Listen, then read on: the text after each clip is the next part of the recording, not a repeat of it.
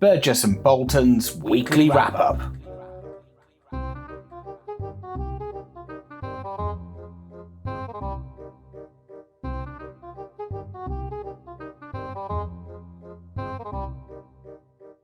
Whoa! I forgot. I didn't make that link. Oh, great. There we go. You always say happy Friday, so I thought I'd make a bit of a Friday the 13th intro for you. How are you? Yeah. Very good. Yeah, had a very busy week, extremely busy, but feel on Friday I always at this point just assess how far whether I've moved forward, back or sideways, but slightly forward I think would be my assessment. Yeah, indeed. Good. So welcome everybody to this week's edition of the Burgess and Bolton's weekly wrap-up, where we look at everything to do with the London market and the wider world today. We are going to focus on the Blueprint 2. A couple of weeks ago, we did a preview show and we asked a few questions about what we would like to see in the Blueprint. So we're going to assess that and review it. And we're going to be joined by Paul, who we'll introduce later. But first, let's do the news. So, Ben, I have some news. So the big news this week is, of course, we launched Tintec. Shame. That's what it was. Yeah, that's it. I don't know if you saw that. But yeah, Tintec launched on Wednesday, 2-day conference. I think you're involved in it as well, Ben. So looking forward to that. And we have a session actually looking at the future at Lloyd's and Blueprint. So yes, that's all coming together. But no, the big news this week is, of course, the vaccine. So huge story, a lot of uplift in terms of the stock exchange. Actually, looking at this clip, it's all good news. Cummings to leave by Christmas. The Yorkshire Ripper dies, and the US election rejects Trump's fraud claim. So yeah, it's a good set of headlines, that, isn't it? Considering what we've had in the last 7 months. Yeah, so that's really good. One of the things that struck me about the vaccine, and it's just the power of these big organizations, big pharma, big tech. Yes, they're huge, and sometimes you just miss it. And I think, especially in the news, they portray the government as these big players and hold all the levers to the economics or whatever it is. But I mean, they're just a player. And it's really these big organizations that it is, and I can imagine a film being made of this in future, because it's such a great story about the race to get this, and it's not over yet because, of course, it's got to be executed, and that is going to be a logistical, sort of logistically unprecedented, I should think, in modern times. So I think when people look back and we get whatever the film is going to be, the blockbuster, it's going to be all about, this was how the world changed and these farmers saved the world. But that is their business, isn't it? They go from one big blockbuster drug to the next, and in between they have to invest huge amounts to make sure. So it's a risky business. But now, will you have this one or the Russian one, Jez? That's what I was discussing around the dinner table the other night. So I think I'd have both, one in each arm. Would you? I'm thinking I won't have the Russian one. Where's your sense of? I think I'll go for the Pfizer one, thanks. Yeah. Okay. You've got some news as well, Ben, I believe, around. Yes. So it's very interesting. We've been talking about BI claims and the issues over the insurance market. And how it's responded on BI. And I was actually talking with somebody from Berkshire Hathaway this week on the insurance side of their business. And they happened to mention that Berkshire Hathaway is launching a new product. And I've looked at it, and I think it's really, really interesting. And it is actually a direct response to BI. And it's particularly interesting because it's Berkshire Hathaway, where perhaps people tend to talk about Google, Amazon, who's going to disrupt the industry. And this just may be one that really does disrupt. So it's a product called 3, which I don't know if we've got a clip for it, have we, or not? Yeah, we have. Yeah, so I think it's probably best to play the clip. Yeah, show the clip, and then we can have a chat about it. But it's a new insurance product in response to BI, basically. But it's also, it looks, to me, quite groundbreaking if it works. Great. So let's play the clip. Need to turn your mic off, Ben.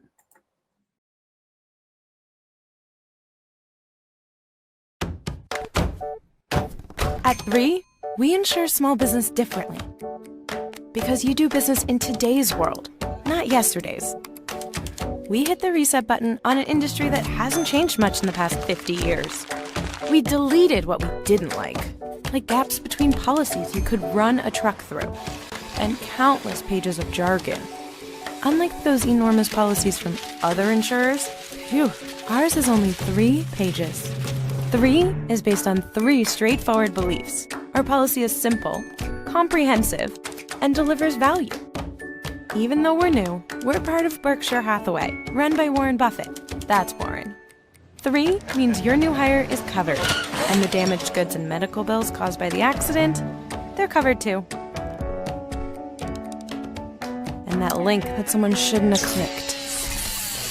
Yikes. And when it's time to grow, you don't need to run out and get new policies. Just give us a call. So keep taking those smart risks that got you here. We'll be there for you when you need us. Thanks. You're welcome. 3 by Berkshire Hathaway. For risk-averse risk takers.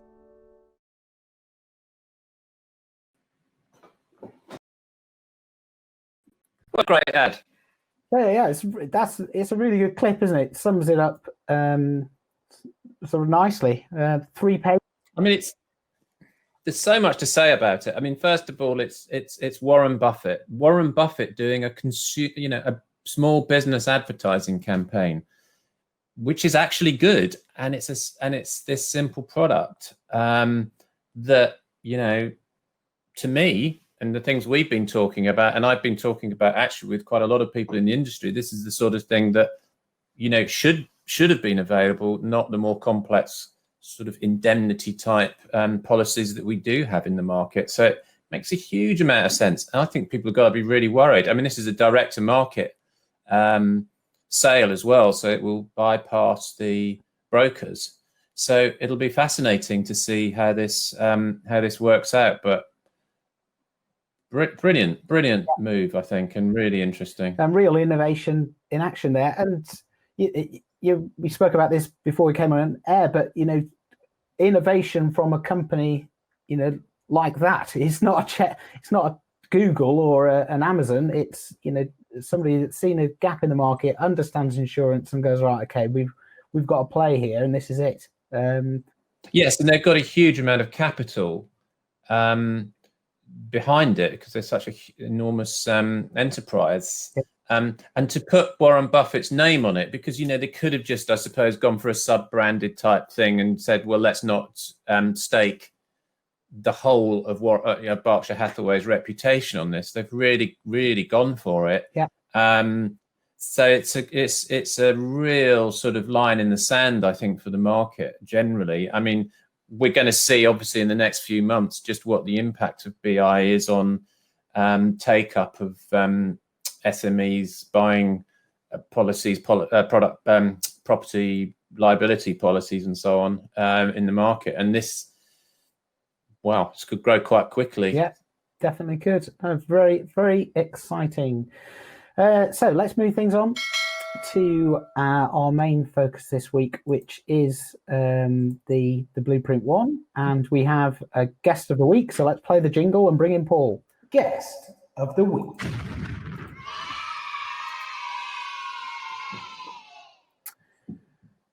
Hopefully you're there, Paul.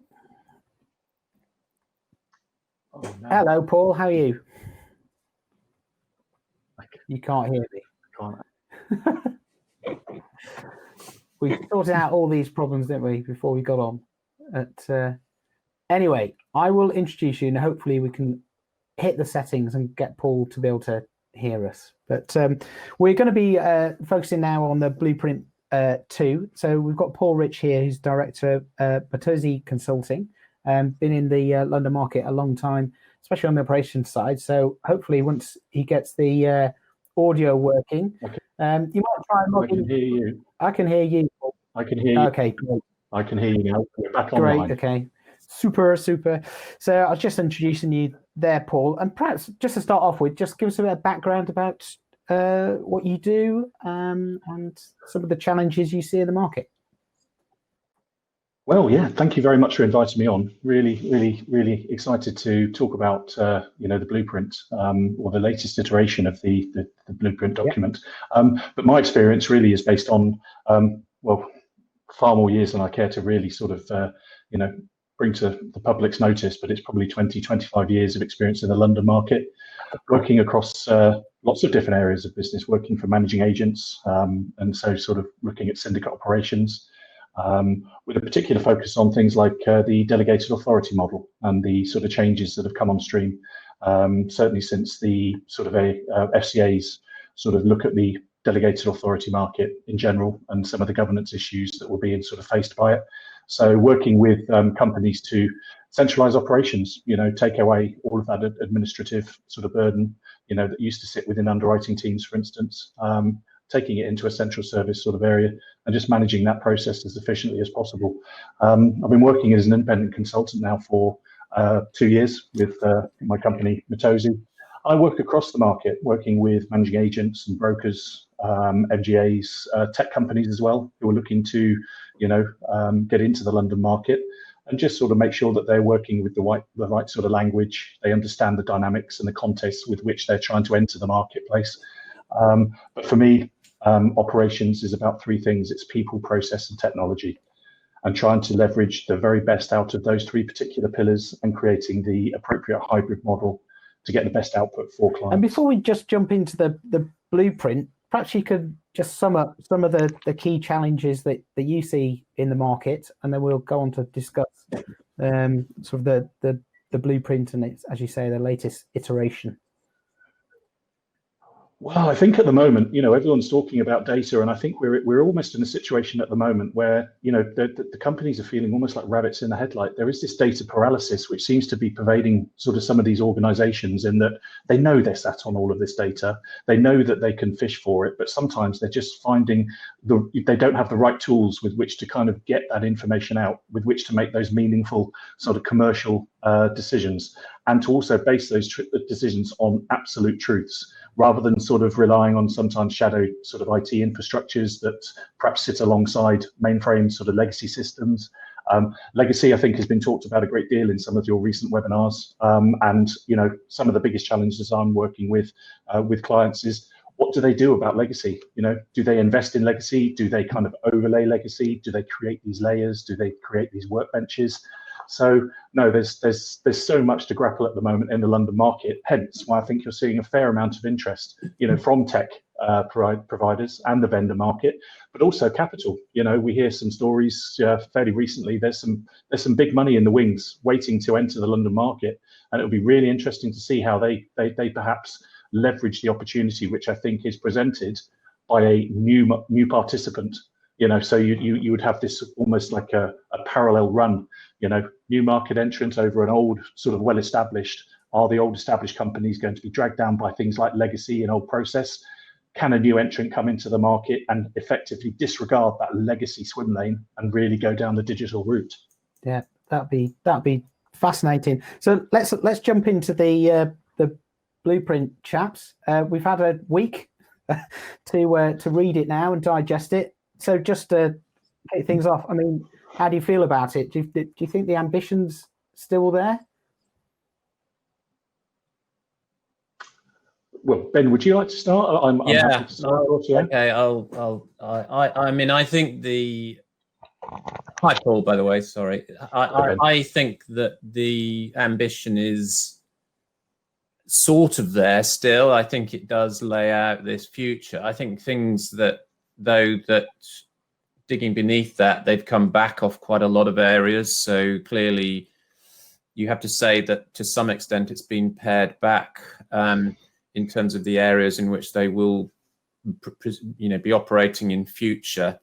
I think it has some oddities, I suppose, this document, and things that are missing for me. And I will talk probably more detail in a second about the sort of operational side of it. But I think the vision, if you like, of what this feels and looks like for people, to Paul's point about people, process and technology, but people, i.e. customers, and the benefits that accrue from this, and to some extent just visualizing what this future looks like. I think that's really missing.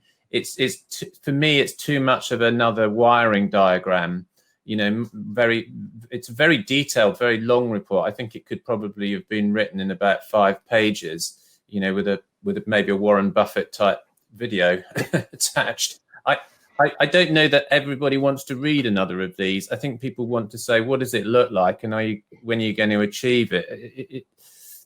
It doesn't inspire me, I must say. Well, I think I share that view. I think the first time I read it, these documents are generally very kind of flat by nature, aren't they? And I've now had a chance to sort of read through it and different parts of it, a few times now. And I certainly share your views there, Ben, in so much as that, I think it's not a missed opportunity. That's probably a little bit too strong. But I think that the trouble with these documents are, and you can't fault Lloyds for their ambition. They realise they're in a spot. They realise that the market does have to change to reflect the sort of customer demands of the 21st century and that. But I think that, if you look back in history through the various modernisation initiatives that there have been, we've been talking modernisation now for many, many, many years. And what they've tried to do through this document, to my mind, is express an ambition for delivery over a period of the next 2 years. And I just would be interested to see what the actual output, will be. But the very nature of this document is it's a lagging document. It's a point in time. So when this was released on November the 5th, this will have taken months and months and months and hundreds of hours of input and sort of thinking to go into the production of this document. The moment it's published, it's out of date, because the marketplace itself will have actually been sort of making assumptions all the way along up until the point of publication.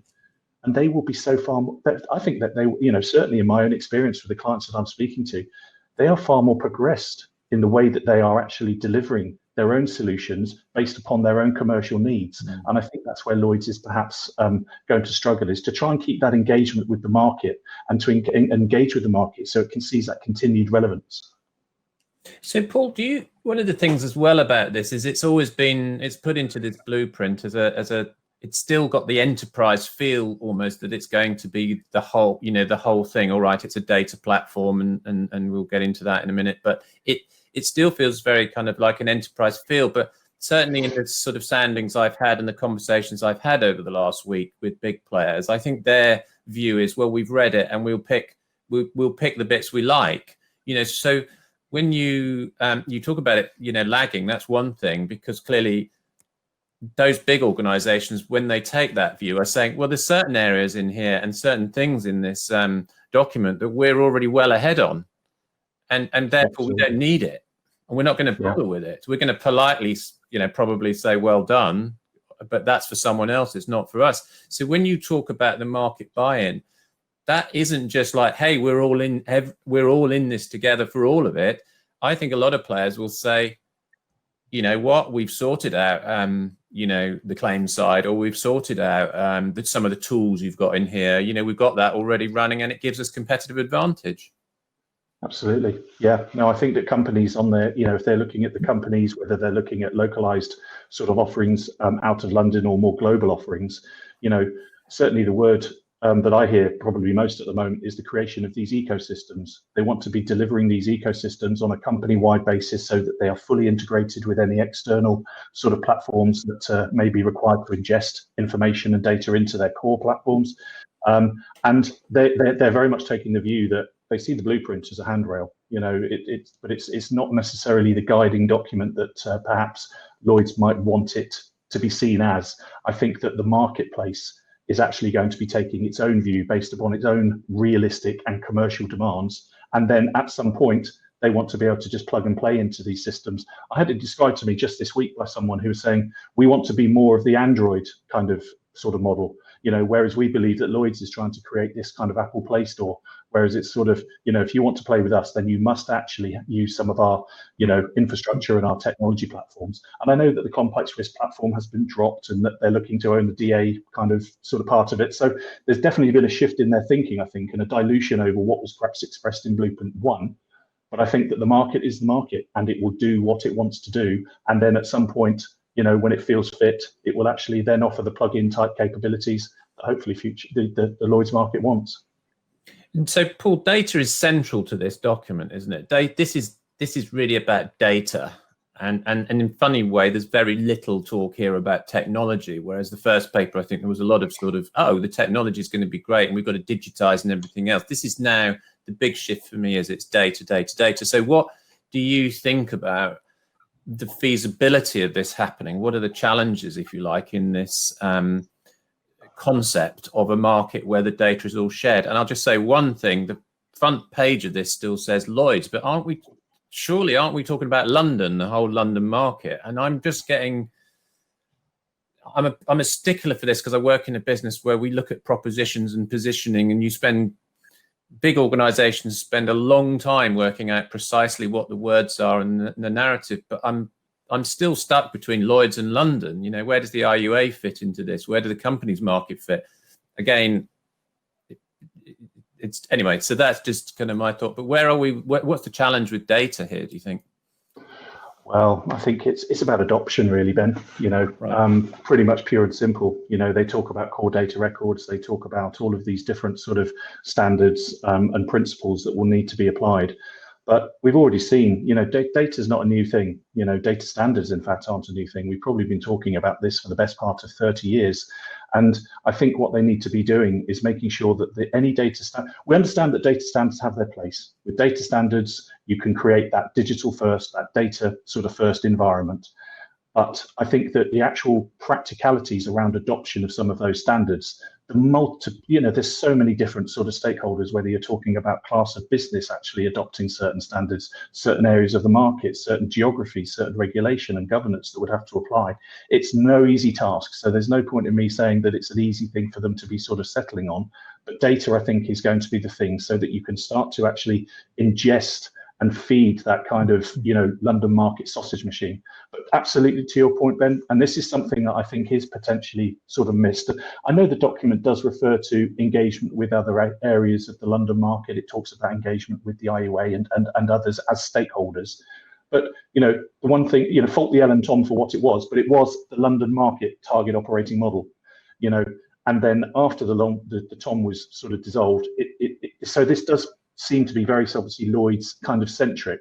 And I think that without that sort of engagement, you may well find that people will start to sort of opt for non-Lloyd's capacity, non-Lloyd's sort of methods of distribution, if they find that the Lloyd's sort of standards are perhaps too sort of complex or overly onerous to sort of integrate into their businesses. And often that is the case, isn't it, with Lloyd's? I mean, I know talking to people about Syndicate in the Box, that as much as that was supposed to be a streamlined process, it had a huge number of requirements and compliance stuff that you had to fill out for Lloyd's. Lloyd's is ultimately a bureaucracy and it tends to behave like a bureaucracy. Absolutely, yeah. And I think sometimes Lloyd's does find itself between that sort of, in a very grey area. What are we? Are we a marketplace? Are we a governance? Are we an infrastructure support network? What exactly are we? So I think sometimes there is that kind of sort of double-sided sort of edge to the same sort of coin.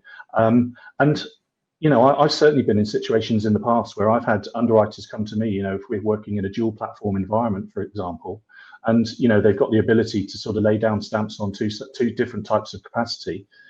I've actually had conversations with underwriters that will say, can we not put it down on the company stamp? Because, the amount of paperwork, if I put it down on the Lloyd's stamp is this, but if I put it down on the company stamp, it's this. So you have that ease of access and things. So I do hope that, this doesn't actually sort of create divergence I think that what this should be doing is creating some sort of commonality, across the market, not just Lloyd's, make this an industry-wide sort of standard set of data that everyone can apply. And then I think you've got some, there is some reason to be optimistic for progress. So I think it'd be a good point now just to play a clip, because just before the blueprint was released, we ran a webinar where we had Stephen Card, who is the CEO of one of the syndicates in a box, Carbon Underwriting, and he was talking about what he would like to see in the blueprint and some of his frustrations. So it might be just worth playing that clip, and then we can just reflect on it. So if you turn your mics off, and we'll watch this.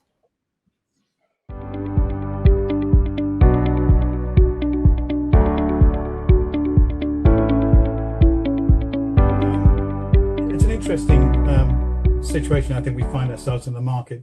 We've been pushed down a digital channel very quickly because of COVID. It really has accelerated people's move to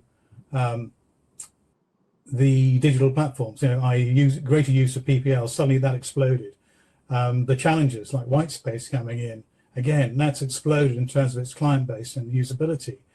But I don't think these are necessarily the answers. We need to be more open-minded about technology. I think that the central processes which we all use in the London market are an issue still. They are a fundamental barrier to change. At the moment, what we have done generally is to adopt a technology interface between very old processes, and we're only really one step away from a green screen in so many areas of our business. So what we're using is technology to make old processes work more efficiently. We're not really changing the process to match the efficiencies that technology could give us, in my view. And that is something which is quite fundamental across the market, and which the future at Lloyd's has got to address. If it doesn't, then I'm afraid we're going to be stuck in the slow lane again. And our ability to respond faster and to create more efficiency, to drive more efficiency through not only our own bottom lines, but in terms of pricing for the future for our clients. And this is the challenge I think we're going to face. And increasingly, international markets don't face these issues. Our competitiveness is sliding. There is absolutely no question. And we've got to fundamentally address the basic issues, which I think are down to outdated processes and systems, which we've got to update.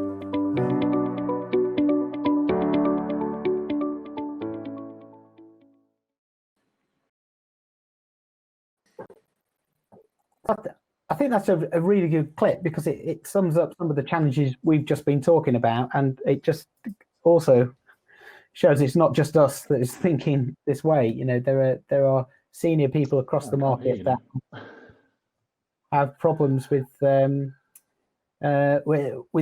document. So I think that one of the main points that came out of that was that the central services are still a real barrier to deliver change. So yeah, I just wondered what you thought about that, Paul. Unfortunately, I did miss, I don't know if you can hear me, but I did miss the first part of that question. But I think, to take on Stephen's, point, I think Stephen is bang on the money there, really. I think I just wrote down what he said. We're one step away from a green screen. We all remember those sort of flicking green sort of cursors on our green screens. And I think in some ways, what we've done through various sort of initiatives over the sort of recent past is just layer them up with additional sort of strips of wallpaper. And I think in some ways what we've got to do is actually strip all of that back and actually understand, are these processes still fit for purpose? Do they serve the need that they used to serve, back in the day? And I think in many respects, I think the answer is no. I think that, if we were to come at this with a clean sheet of paper, we wouldn't be doing things in the way that are being done. So technology shouldn't be seen as a sticking plaster. I think if you are really to fundamentally change your business, you need to really drill down into the processes and really interrogate them strongly, and then overlay them with the technology that's available today, which is so solid and so good, and really can improve things. Paul, the other thing that strikes me here is I had a conversation a few years back now with one of the very large carriers, and they said, well, we've been spending a couple of years really looking at data and what we do with our data and how we might resolve the issues that we have, and we've given up. Basically, we're going to go outside and get the data because it's cheaper and more cost effective than trying to leverage what we've got, which I thought was quite both shocking at one level, but also quite interesting, because they were saying we're just going to start again, basically, because it's too difficult, as you're describing. So therefore, is really future at Lloyd's and data, is that going to be an even bigger task, because it's not just one company, it's everybody opting in, as you say, and then the same challenges? Absolutely. I think in some ways that's the Achilles heel of the marketplace, isn't it? You often have to get acceptance by committee. You have to have the effective sort of endorsement of various companies in the marketplace who have their own competing philosophies and their own competing strategies, but they then have to apply those same kind of standards in a common way. So in some ways, you do have that very much sort of inherent tension in terms of acceptance of some of these common core data standards, because I think companies can get potentially a little bit overprotective of some of the source data. I think they could probably sort of unleash their sort of protectiveness and say, look, okay, there are common core data standards. The value in data is what you do with it once it's actually been verified and certified and quality checked and everything. It's how you turn that data into real sort of usable management information that you can base really solid commercial decisions on. And I think that potentially could be the Achilles heel of the marketplace, is just sort of accepting what is common data, what isn't sort of proprietary. But it'd be interesting to see. And I think there's actually a comment in the in the chat sort of stream about the IUA and Accord. I think someone like Accord, have got a fundamental role to play in this. I think someone like Accord, in terms of its sort of stakeholder position in the market, can come at this from a non-politicized and non-sort of, it doesn't necessarily have an axe to grind, other than the creation of data standards. Its raison d'etre is to create global data standards that people can use in their business place. And I think that it would start to dilute that sort of sometimes overly protective attitude that some companies do have. And I think it's got a good track record, hasn't it, Paul? Of course, it's done pretty well. Absolutely, it's globally recognised. I think that they talk about sort of 36,000 sort of their membership base is so good. It's not just about the London market, and I think if the London market is going to develop, it needs to be able to have these data footprints right throughout the globe. And I was just going to say, I think that is important, because something we were talking about just before we came on air was kind of this friction shift, I think you called it, Paul, where you take these manual paper processes, turn them digital, but actually you don't remove any of the friction for the user experience. Have I summed that up right? Absolutely, yeah. No, we're already seeing people that are sort of running, parallel sort of processes, parallel systems. So they're sort of testing old systems in order to sort of jump across into their sort of more digital sort of environment. But if it's true, there are currently sort of 18 or 19 placing platforms either currently deployed in the London market or under development. We know about PPL, we know about Whitespace, and we know about a couple of the other significant others. But I think in terms of friction shift, what you're doing is, in terms of a user experience, someone sat in front of their screens day by day, rather than sort of shuffling bits of paper about and shuffling emails about, they're having to actually fight between sort of 5 or 6 sort of logons on their screen, and understand the different sort of data that's coming from it as well. So people are talking about sort of layering it with things like workbenches and everything already, which I think it's probably to the point we made earlier, that the market is starting to think ahead of where Lloyd's is actually at the moment. And it's just duplicity. You're shifting that duplicity of effort, I think, from a legacy sort of area into a digital area. And that transition itself is going to be pretty heavy. It's going to be a bit like swimming uphill, I think, for the next couple of years. So Paul, one of the things about this, in the way we're looking at it now, it just seems to me it is the boring stuff of the market, the boring but required brilliant basics, if you like, in data terms. And we just had this discussion yesterday, but didn't we, about this? Well, where does what's Lloyd's role in all this really? Because actually you could say, well, why not just get Accord and other standards bodies and some of the key kind of data technology businesses and just try and, in the background, kind of bash all this stuff together around data, which was what would typically happen. But then there's this other thing about what's the inspiration for the future of Lloyd's, because this isn't just about a sort of basic platform. It's also got in here the idea or the notion that PPL and then Whitespace and others will be licensed effectively to sort of enhance the trading process and the distribution and therefore the sales capability and everything else. And I just kind of feeling that the boring stuff is all intertwined and Lloyd's wants to own all of that narrative, but perhaps they can't really. Why don't they just do the boring stuff or why don't they do the interesting stuff and leave the boring stuff to, I was going to say people like you, Paul, but you're not boring, obviously. Well, thank you very much. But no, I think you're absolutely right. I think that it goes back to that point we were talking about earlier. What is Lloyd's? What does Lloyd's want to be? In 5 years' time, in 10 years' time, in 20 years' time? Does it want to be a true commercial marketplace for global, to create the global centre of insurance? Or does it just want to be a sort of, a governance and oversight sort of infrastructure support for a market which will kind of look after itself? It's pretty decent at self-governing. I think that, Lloyd's will obviously have to have a role in that sort of governance. It's got a global brand to protect. It's got a global license network to protect, which is obviously very important to it. But I think that, you are potentially seeing the sort of start of that dilution of role with which Lloyd's, will play. We had John Neal talking about, ripping up the room, and, you've got, talk of 50% of all sort of insurance transactions, should be digitized by, I think it was 2024.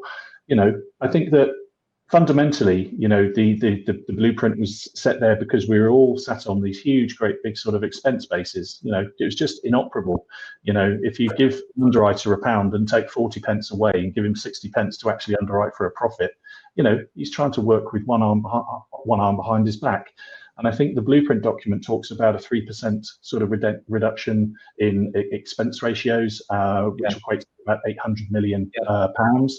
It'll be really interesting to see, whether that is something which is achievable over those 2 years. But does it make the market more viable that in 2 years my operating expenses are 3% less than they were? I really did think that we should be sort of going some way beyond that in order to make it an even more sustainable business model. I think to some points, COVID has probably helped in many ways because, EC3 is basically, deserted. The EC3 sort of base isn't sort of going all over the world on planes and sort of creating that kind of expense and things like that. So I think that, 3% purely from this particular blueprint, it's admirable that they're going for it. I think that potentially that does sort of show a lack of ambition potentially. Yes, it doesn't feel like a very big number to me. Even when I read it the first time across the marketplace, I would sort of start to say, well, why don't you look at claims leakage and things like that? That would be much bigger numbers in that and so on. So it just feels very London centric, that, doesn't it? It doesn't feel very global as a number. No, not at all. And I think if you were looking at, if you were a new investor, if you were new money coming into the market, and you were still sort of looking at those kind of expense sort of lines, and you're looking at a document which is trying to reduce that by just 3%, then I'm not sure what that would do. Would that motivate them to try and sort of engage the model and sort of wash those sort of processes through to generate more? Or could an incumbent, if you've got an incumbent market which could be reducing by 3%, potentially a new market could say, do you know what? I'm not even going to engage in that legacy swim lane. I'm going to go completely digital. I'll reach into what I need to from Lloyd's in terms of process and things like that. But I'm going to base my model on something which is purely digital. And then I can show everyone that I can operate at a 20% cost base rather than the 40%, 35 to 40%, which is the kind of numbers which are extoled at the moment. And this is why it doesn't feel that visionary to me, because where you really save cost in when these things work is on people, isn't it? That's the most costly thing. I've been looking at, how business comes into London and it's incredibly manual and it's incredibly people heavy. And that's where you would save far more than 800 million over this piece, but it isn't in here. It's just, there's no, it feels to me like the analysis is very narrow, and whoever the consultants are, who the latest consultants who've helped out with this, I would have wanted to say, look, the vision is that you don't, the major pitches, for example, that come into London now will cost you half the cost, because they'll just be literally done on a computer somehow, and a lot of that sort of mud mapping and all that stuff that gets done incredibly manually is done centrally for those big pitches, for the big deals, so they become much more viable. And then you bring the brokers in, but I don't see any of that in here, and it just feels so narrow to me from the conversations I have about how the market actually works in a way. Yeah. No, I think you're right. I think it would have been quite nice, even if they were just to sort of almost hypothesize. They talk about the expense, they come up with a number, they come up with a percentage figure, but that doesn't seem to nail in any particular kind of area. It talks about delegated authority, the managing agency sort of base, but what about the impact of the resourcing that's going to change? You're going to have different skill sets coming into these businesses. These businesses aren't going to have the number of sort of headline underwriters that they're used to operating. They're going to be able to attract very, very skilled resource in if they don't have to travel into EC3 daily. They could be basically so I think from a visionary sort of point of view, I think if they could have hypothesized some of those cost models in that kind of people place, that process place, and that technology place, I think it would have perhaps potentially given us a better sort of view as to what is achievable. The 3%, 800 middle, it seems a little bit.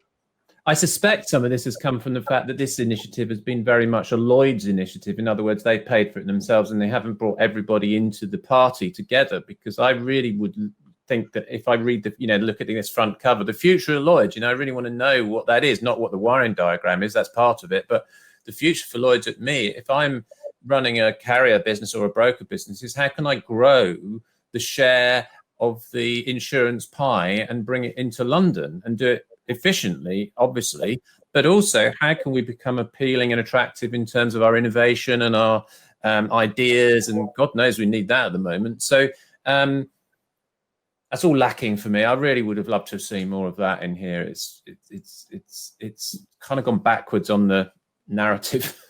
Well, no, I think, absolutely. And I think I've said to you guys as well previously that, the word iterative is used throughout the document. And, I think they're almost they're managing people's expectations that this isn't perhaps as visionary as they potentially aspire to. Perhaps there is some sort of realism sort of coming into it. They're further down the line. They've had further engagement with associations and people in the marketplace.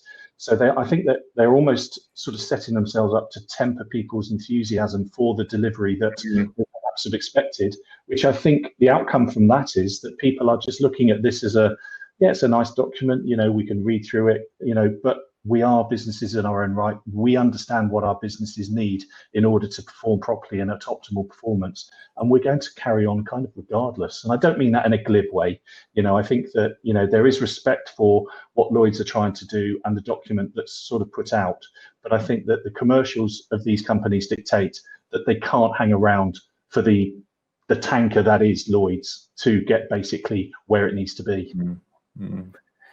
I think we're rapidly running out of time, and I think we could carry on talking about this for a long time. Yeah. So perhaps we might, as things develop over the weeks and months, we might ask you to come back on and give us your thoughts again, because it was really interesting to firstly, get that insight from all your experience in the market, and also realize that it's not just us that are thinking like this. There are other people. We're not just sitting in a boat on our own, rocking around on this insurance ocean. So thanks ever so much for coming on, Paul, and we'll see you soon. Here's a kid's cheer for you. Thank you, Paul. Wonderful. That's very kind. That was worth coming on for. Absolutely. Yeah. Have a great weekend. Thanks, Cheerio. Paul. Bye. That was good. It was a good assessment. I mean, I was pretty frank, but, it is what it is. And I think, as I said, we'll just wait and see how things develop. They seem to be putting updates out fairly regularly. So, be interesting to see how that pans out. So let's move things on. Last What are you doing this weekend, Ben? Anything? No, rainy weekend, lockdown, hoping that we haven't got a lockdown the week after next. And so I'm just going to be maybe a quick walk on Sunday and a roast dinner. Oh, nice. Very good. So if you remember last week, I was hosting a film premiere. Do you remember that? So this is me. The film premiere, and there's my brother, and that's Zach there in the middle, who did the Everesting challenge. So it's just and this is the invite. That's the name of the film. It was all my idea, and Everesting brilliant story. Brilliant. So I just thought I'd plug the festival that it's entered into. So it's a Kendal Mountain festival, and they're all in categories, and this is in the uprising category. There's the link if you want to buy tickets. They're only like £5, but you get to see 10 films for your £5.50. Wow. And they're all pretty good. Yeah, so worth doing that. Yeah. So it's great. All this online stuff that's happening is really good, isn't it? I've been watching some of the National Gallery and some of the galleries, they're doing these films. They're really good, actually, some of them. And they're making a lot of this stuff much more accessible in funny ways. It's incredible, really. So, yeah, there we are. So a little plug for that. That's coming up. I think it's the 19th. Next week it opens anyway, so worth getting tickets for. But very good. Excellent. Thanks very much, Ben. See you next week. Jeremy. See you next week. Thanks, everybody. Thanks for the comments too. Bye. Cheers. Have a good weekend. Bye. Burgess and Bolton's weekly wrap up.